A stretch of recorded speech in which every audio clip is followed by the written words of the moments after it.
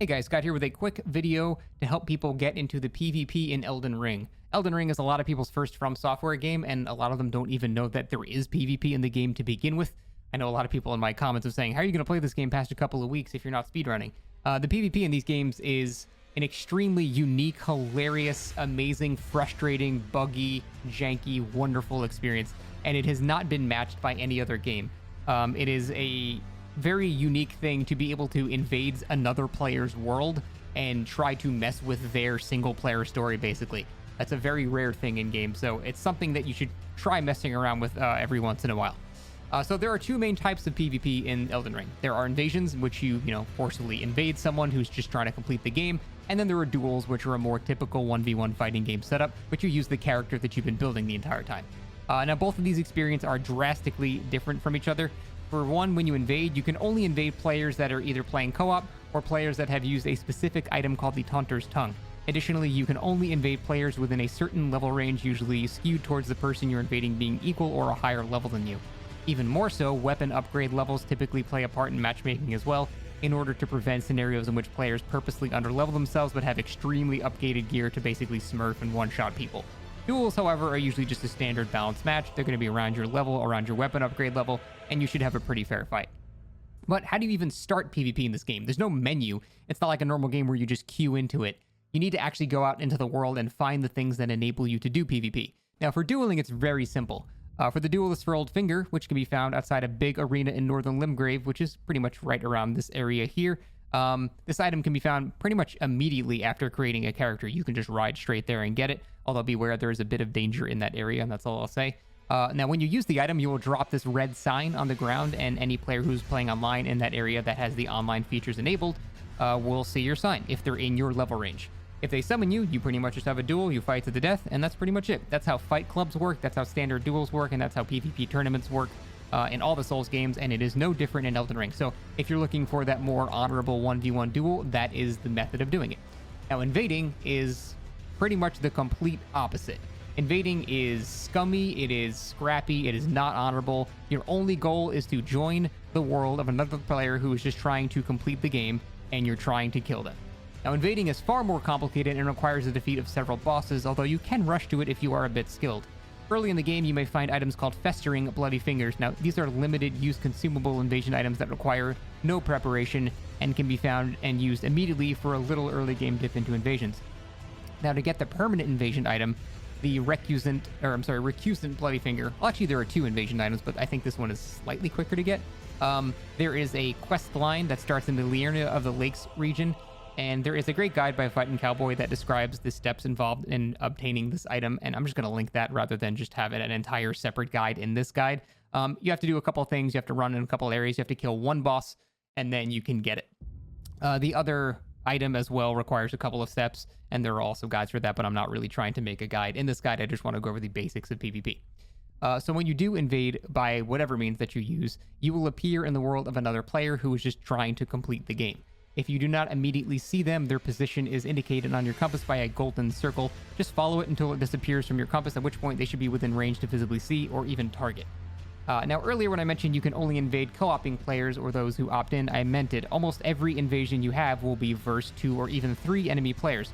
At first, I need to make it, the concept of invading very clear. It's not meant to be an equal footing between you and the host player. You are forcibly invading their world when they may be completely unprepared and you are planning for PvP. Additionally, all of the NPC enemies hostile to the host player are not hostile to you. You can actually, use them as weapons. You can use them as allies to regroup, flee, and ambush. You should be careful, though, as some giant enemies like dragons will have giant AoEs like Fire Breath that will still hit you even if they're not targeting you. It's just an indiscriminate AoE against everything. For all these reasons, you should expect to be outnumbered by players. I plan on making a separate, more advanced guide on the tactics of PvPing when you are outnumbered, because there is definitely a rhyme and reason to it, but I'll keep it simple for this guide. The next vital thing to understand is how exactly Elden Ring's netcode works.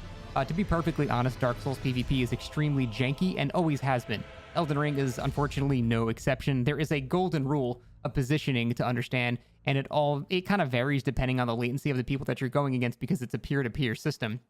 The rule is basically you are always a half a second behind where you appear on your screen. Basically, just imagine you are where you were half a second ago, and that's what the opposing players see on their screen.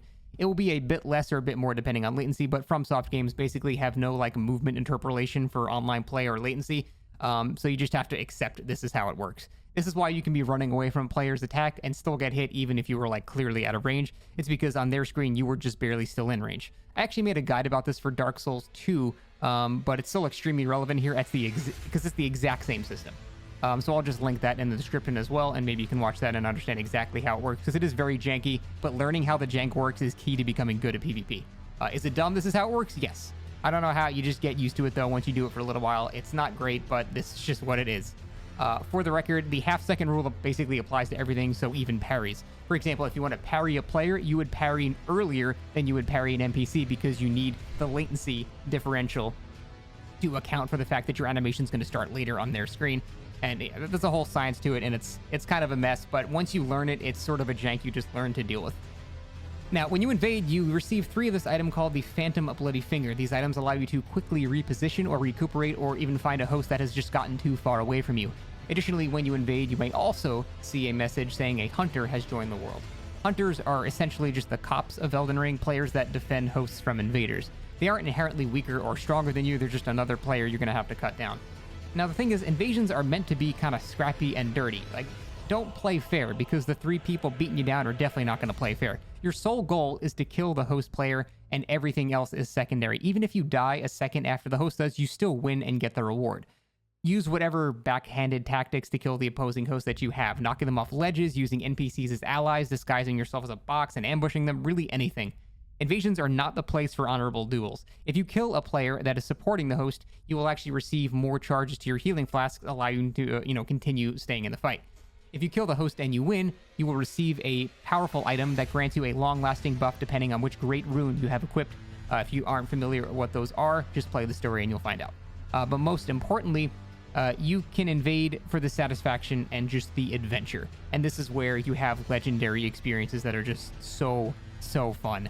I can't even begin to tell you how many stories came out of invading.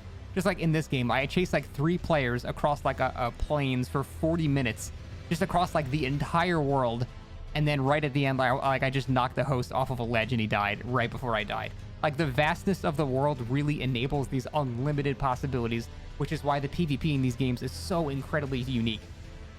If you're doing duels, there is definitely a whole min-maxing element to it, and you'd want to select the correct starting character to min-max your stats and stuff. But if you're just, trying to have a casual fun time with the game, I think invasions are a lot more up your alley, because you don't necessarily have to be even amazing at the actual finer mechanics of PvP in the Souls games. You just have to be clever.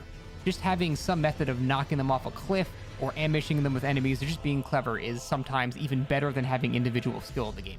Like I said, I'm going to upload a guide later on how to deal with dealing with multiple players at once, and there's definitely ways to do it. But for now, I just wanted to make a very quick guide on how to get into PvP, just to tell people that there is PvP, and it is absolutely wonderful and terrible and should be experienced by everybody at least once if you're not familiar with it.